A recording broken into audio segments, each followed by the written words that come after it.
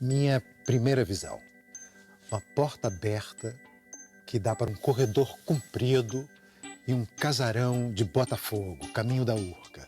Se eu diminuía o passo e olhava, ela estava lá dentro, num canto, sentada, diante de uma pequena escrivaninha. O ano era 1970. Já se passaram, portanto, quase 50 anos.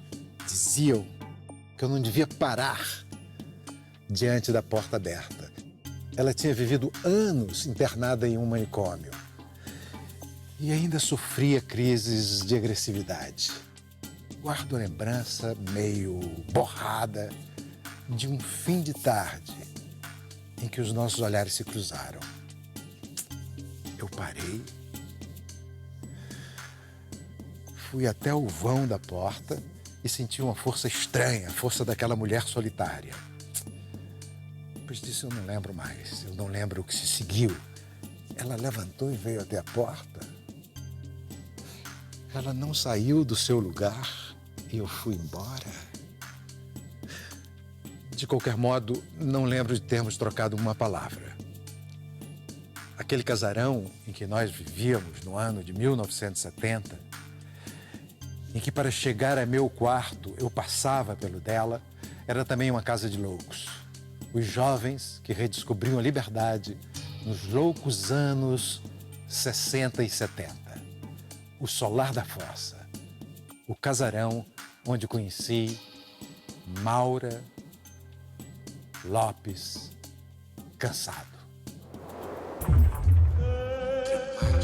Plástica, pânica, cênica, cônica, cúbica, toda arte esdrúxula. Eu amanheço. Poética, apócrifa.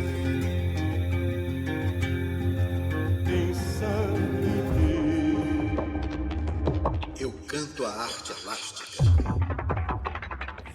Hoje, ao contrário do que eu faço sempre, isso é, trazer de dentro da máquina de pensar arte respostas à pergunta o que é arte, eu vou entrar dentro dela para fazer esta pergunta.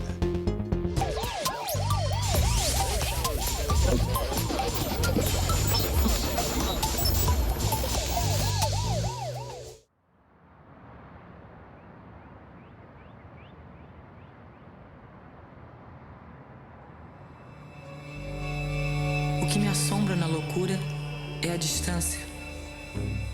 Os loucos são eternos.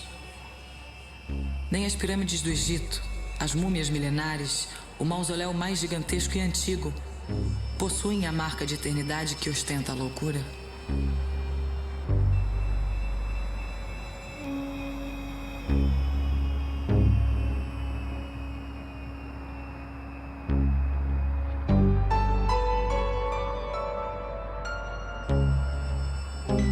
São poucos os loucos. Transposta a barreira, completamente definidos, passam a outro estado que prefiro chamar santidade. Como os mortos, nada fazem para voltar ao estado primitivo. E embora todos tenhamos de morrer um dia, poucos alcançam a santidade da loucura. E quem prova estar o morto sujeito à morte se passou por uma realidade que desconhecemos.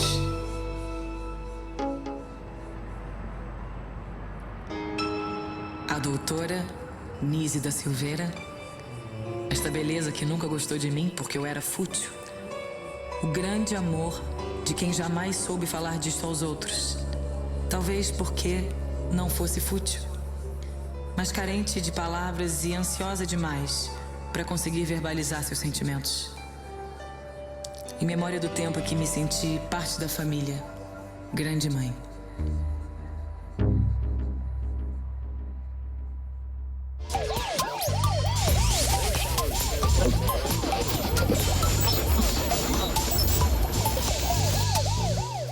Maurício Meirelles.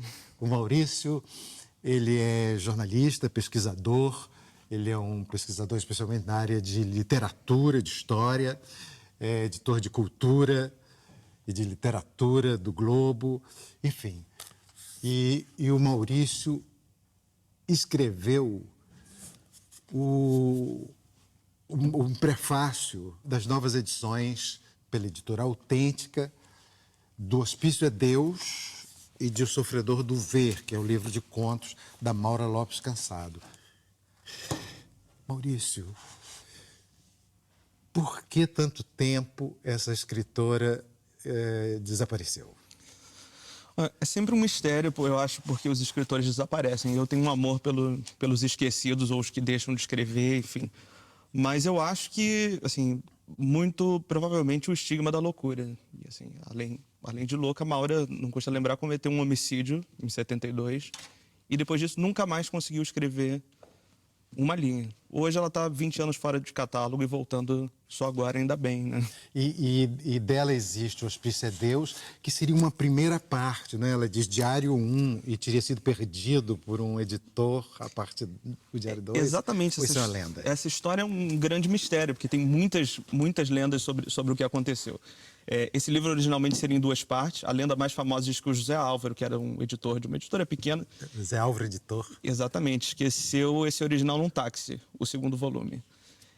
Eu, fazendo essa pesquisa para esse perfil, encontrei pessoas que falam que talvez esse diário tenha desaparecido intencionalmente, porque o diário é um livro confessional, e a Maura, antes de lançar, quando ela anunciava que ia lançar esse livro, que ia lançar, conheço pessoas que leram esse original, ela costumava dizer assim, agora eu vou dar nome aos bois.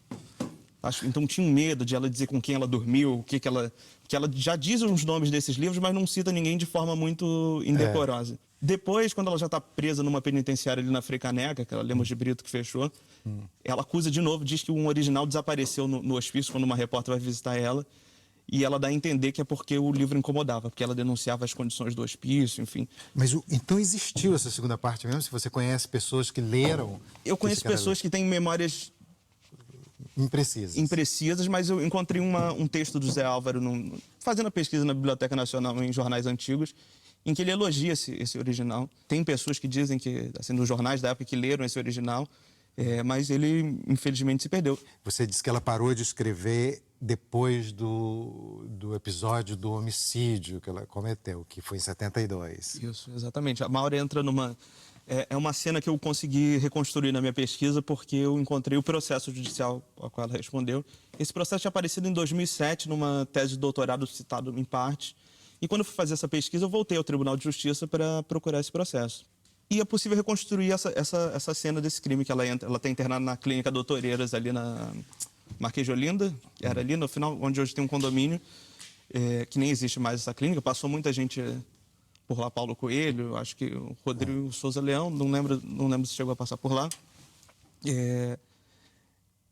A Maura apagou isso da memória dela, talvez como... Isso é meio um sintoma, às vezes, de um surto psicótico. Mas ela entra na enfermaria e estrangula uma paciente de 19 anos que estava grávida. E aí, depois disso, a vida dela nunca... que já era difícil, fica pior ainda.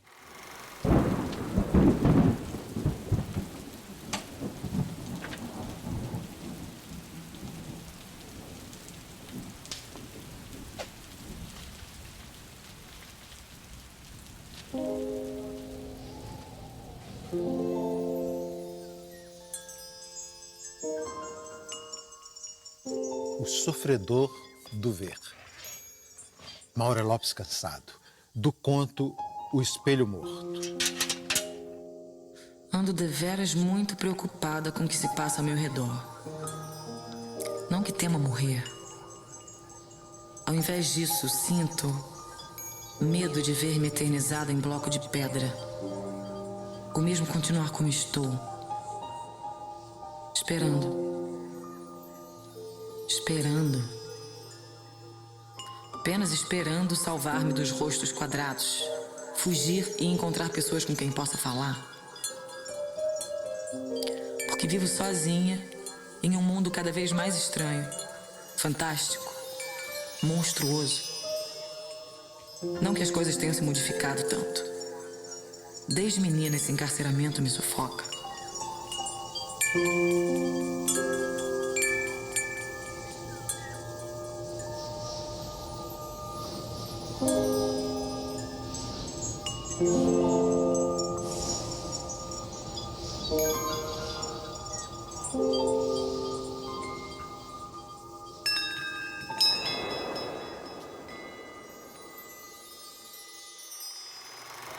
A gente estava falando do processo, que você achou os autos do processo. Nesse processo, depois que ela mata essa paciente, o juiz designa 2 peritos para fazerem um laudo e descobrir se ela é louca e se ela pode ser processada ou não. Achei aqui esse laudo de que você está falando. Esse laudo de exame de sanidade mental da Maura Lopes Cansado. Tem um momento em que ela conta, fala para os médicos, né, que estão fazendo o laudo de exame de sanidade mental. Aí ele diz dela, sabe, tão somente de maneira mais nítida, quando acordou da sedação em que se encontrava, ter perguntado ao médico, o mesmo que a recebera no dia da sua admissão na casa de saúde, se matara o próprio filho, pois estava quase certa de ter morto o filho. O médico retrucou que ali não era enfermaria para homens, logo não podia ter morto o filho. Matara, isso sim, uma mulher, uma doente, e esse fato o médico lhe estava transmitindo como viera ao seu conhecimento através de terceiros. A paciente ignora como era sua vítima, se jovem, velha, branca ou preta, nada. Duro. Forte, né? Muito forte. O filho da Maura depois virou jornalista. Ele veio ao Rio e, como você pode imaginar, uma vida muito difícil, né? Você cuidar de uma mãe assim, ainda mais com essa sensação de abandono, porque ela largou ele em Minas e veio para o Rio, enfim, e não tinha exatamente condições de cuidar dele. E ela tinha uma relação meio ambígua, às vezes ela odiava ele, achava que ele era... E às vezes ela amava profundamente. Tem até um conto muito bonito que ela narra do ponto de vista de uma criança abandonada pela mãe. É um conto muito... que você fica muito claro o amor dela pelo filho, assim, apesar da loucura. E o Cesarion teve uma vida muito difícil. Assim, a Maura costumava dizer para todo mundo que ele tinha abandonado ela. Depois dessa pesquisa, eu estou convencido de que esse abandono não existe. Eu não sei os pormenores do relacionamento deles, mas ele tentou muito fazer ela escrever depois do crime, que ela continuasse a escrever, e ela não conseguiu mais, sempre... eu tenho uma vaga memória do Cesarion, o filho dela, mas especialmente de um grande amigo que eu não sei por que associo o nome dele ao nome do Cesarion, que era o Wilker, o Zé Wilker. Eles moraram juntos, assim, eu não vou lembrar exatamente quem me contou isso, porque... Mas eles dividiram um apartamento na Urca, se eu não me engano, com mais alguém que eu não lembro agora. O Cesarion foi um grande jornalista, um jornalista com uma boa posição na imprensa brasileira e conhecia muita gente. Jogava sinuca com Paulinho da Viola e coisas assim. Uma grande figura. Mas que outras fontes? Como é que você fez para escrever? Algumas pessoas da época, Conil, Goulart, encontrei um jornalista, inclusive, de Minas Gerais, que na infância tem uma memória muito bonita, que ele lembra de uma menina muito bonita, que ele chamava de A Princesa, que era uma menina que pilotava um avião no aeroclube de uma cidade do interior de Minas. Ele nunca conheceu a Maura, mas na cidade existia essa lenda, porque a Maura pilotava avião. O primeiro marido dela era... Era aviador, exatamente, aviador, o né? Jair. E esse jornalista tem essa lembrança da cidade com aquela menina que embalava os meus sonhos, que eu ficava vendo pilotar um avião e não sei quem era. Esse jornalista se chama Pedro Rogério Moreira. Anos depois, por coincidência, ele ficou grande amigo do Cesarion, no Rio, sem saber que a mulher da infância, a menina da infância dele, era mãe de um dos grandes amigos dele. Ele escreveu um livro que se chama Boa Noite para Voar, eu posso estar errado, que virou um filme depois, em que a Maura inspira a protagonista, que é uma aviadora que salva o Juscelino Kubitschek de uma conspiração para derrubar o avião dele. Isso virou filme com a Mariana Ximenes fazendo o papel dessa personagem que é inspirada na Maura. Não costumo sair de casa. Habito um apartamento de andar térreo, um pouco escuro ainda durante o dia, luxuoso e antigo, onde moram 3 outras criaturas.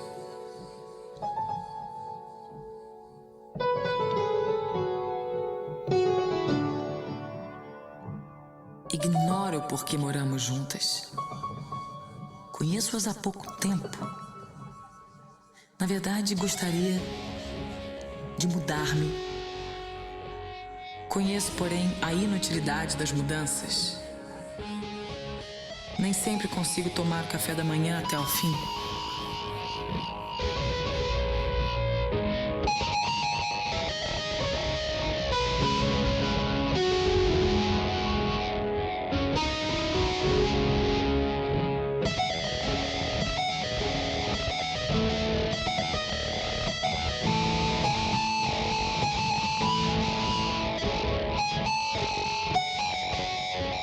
Me deito sob os cobertores, enquanto outra se veste rápida, jogando debaixo, mesmo sobre minha cama, grandes pedras. Pedras personalíssimas, quase vivas, que já me tomam quase a metade do leito. Encolho-me sob os cobertores, as pedras ocupando sempre mais espaço. Se abandonar o quarto, enfrentando olhares antropófagos nas ruas, corro o risco de, ao voltar, achar toda a cama tomada. E me seria impossível argumentar com as pedras. Eu que sou destituída de qualquer senso de organização e iniciativa. Temos que interromper o programa. Os marcianos invadem a Terra. Orson Welles mandou os marcianos embora. Volta o programa. Como é que era a vida da Maura como, digamos, escrevendo, publicando, mas simultaneamente ela vivia em manicômios, em hospícios. Exatamente. Ela ficava entrando e saindo, assim, até o momento do processo. Só no Hospital do Engenho de Dentro, que era um dos principais hospitais, ela ficou 12 vezes, entre saídas e entradas. Em alguns dos contos que saíram no Jornal do Brasil, o Reinaldo Jardim publicava enquanto ela estava internada. Ela mandava de lá, que é um caso que eu só tinha ouvido, sei lá, Ângelo de Lima, que era um poeta português da revista Orfeu, que é uma revista modernista muito importante. Fernando Pessoa publicava ele enquanto ele estava internado dentro do hospício também. E o Reinaldo Jardim fazia isso, publicava, não importava que ela tivesse internada, enfim. Ele cuidava dela, foi o padrinho. Publicou o primeiro conto que ela mandou pro Jornal do Brasil, ele publicou na capa do suplemento dominical, que era tipo uma grande conquista para uma escritora. E você falou também que o Coni conheceu e tal, e nessas suas perguntas, o Coni lembrava de alguma coisa? O Coni é das pessoas que eu entrevistei que nem a memória mais precisa, porque o Goulart, por exemplo, foi exilado depois e perdeu toda essa parte da vida da Maura. A história que eu mais gosto do Coni é uma que ele teve uma coluna no Correio da Manhã que se chamava Da Arte de Falar Mal. E ele se inspirou nesse título por causa da Maura, porque um dia ele saindo de carro com ela, disse, vamos na Urca conversar, Coni, que ela era eloquente, não sei o quê, e começaram a falar mal de todo mundo. E ela dizendo que falar mal era uma arte. E o Coni lembra, a Maura não poupou nem o Mário Faustino, que era um grande intelectual da época. Era o poeta Mário Faustino. Exatamente. E a coincidência, nesse dia que ela estava espinafrando ele tinha morrido 2 dias antes num acidente de avião. Então, assim, nem ele foi poupado da... Eu também tenho uma cópia também, como do Hospício de Deus, do Sofredor do Ver. O Assis Brasil diz isso numa resenha quando surge o Sofredor do Ver, que ela está fazendo uma passagem da confissão para a criação, e que essa é a missão dela com a literatura.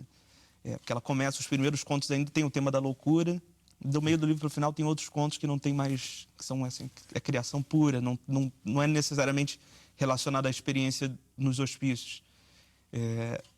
E ela, é muito claro que ela está fazendo essa passagem para uma outra coisa. Só que é uma passagem interrompida que a gente não sabe onde podia ter parado. Essa era uma foto dela. A Maura se dizia que era muito bonita. É verdade, ela própria dizia que era muito bonita. Ela se achava a mulher mais linda do mundo. Dizia que os homens estavam tentando seduzir ela. Os homens que eu entrevistei não se lembram, não tem essa memória de ela ser tão bonita assim. E ela, para ela, todos os homens estavam tentando seduzir ela. Fulano é apaixonado por mim. E tinha essa sensação de omnipotência. Tem entrevistas em que ela diz textualmente: eu sou a maior escritora da língua portuguesa. Por curioso que pareça, assim, nos últimos 2 anos, assim, a Maura está voltando agora, espero que com tudo. O livro é uma editora relativamente nova, autêntica, não é? A diretora editorial é a Maria Amélia Mello, que foi por muitos anos diretora da Zé Olímpio. Nos últimos 2 anos ressurgiram também a Dalgisa Neri, que também escreve um diário sobre a imaginária, sobre a relação com o marido. Escreveu em 59. Em 60, Carolina Maria de Jesus, que era uma catadora de papel, que escreveu Quarto de Despejo, um diário também. E Maura Lopes Cansado. Então, eu vejo assim, como uma grande coincidência que são 3 mulheres em situações diferentes de opressão. Uma porque é louca, outra, Dalgisa, que tem um casamento, um marido tirano, e a Carolina, porque é negra e pobre, favelada. A terceira criatura é tirana e muito boa pessoa. Proibiu-me de mover rápido a cabeça para os lados, temendo que o ar sinta-se demais agredido.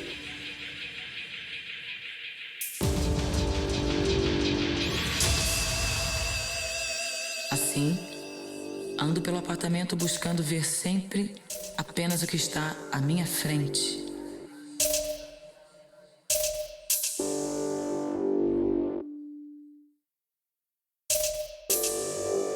Se me viro, faço-o com delicadeza.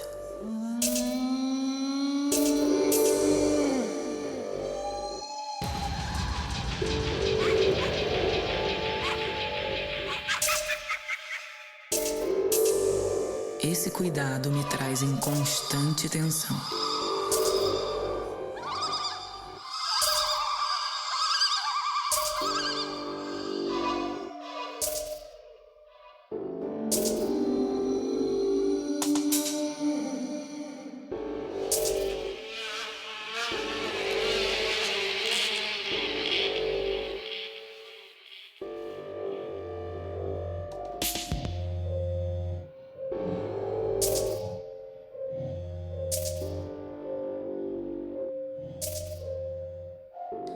Costumo confundir essa terceira mulher com os objetos da casa.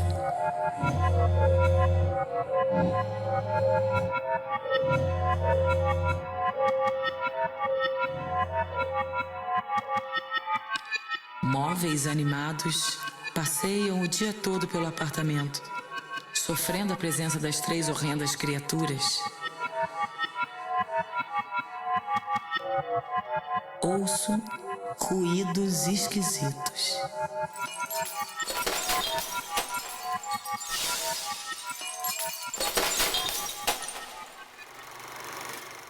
O dilema, no momento que ela mata a mulher e descobrem que ela é uma psicótica, o juiz diz que ela precisa ser mandada para um manicômio judiciário. E a própria justiça entra numa crise, porque não existe manicômio judiciário para mulheres no Rio.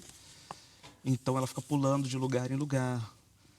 E ela vai parar nessa penitenciária Lemos de Brito, que é o momento que ela tem uma cegueira, que se disse durante anos também que ela era uma cegueira de origem psicológica, que era um lugar imundo, não sei o quê. E ela, na verdade, era um catarata, porque depois ela volta a enxergar quando ela é operada. E nessa penitenciária, o Sindicato dos Escritores, que era Antônio Weiss, o presidente na época, Nélida Pinhon, Rubem Fonseca, José Louzeiro, eles fazem uma campanha nos jornais, queriam uma conta no banco para receber doações para tirar a Maura de lá e mandar para uma clínica particular. Então você vê o naipe das pessoas que se importavam com ela.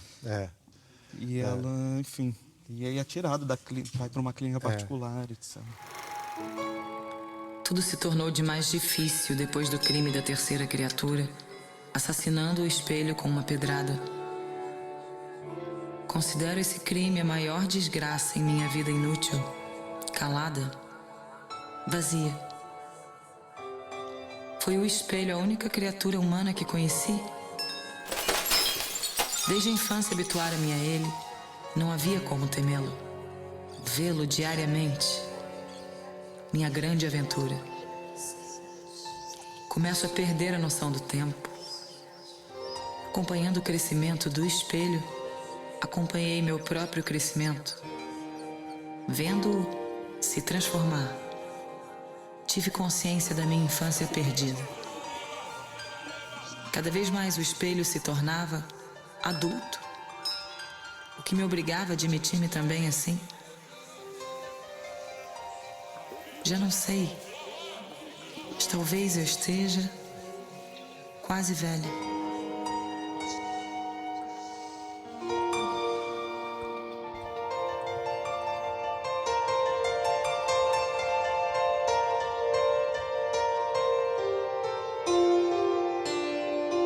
Diariamente tomo entre as mãos a caixa onde estão os restos mortais do meu amigo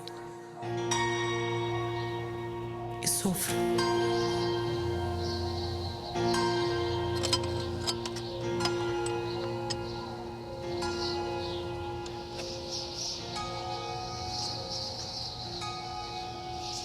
Sozinha, sem outro rosto, outra esperança. É-me impossível voltar a acreditar.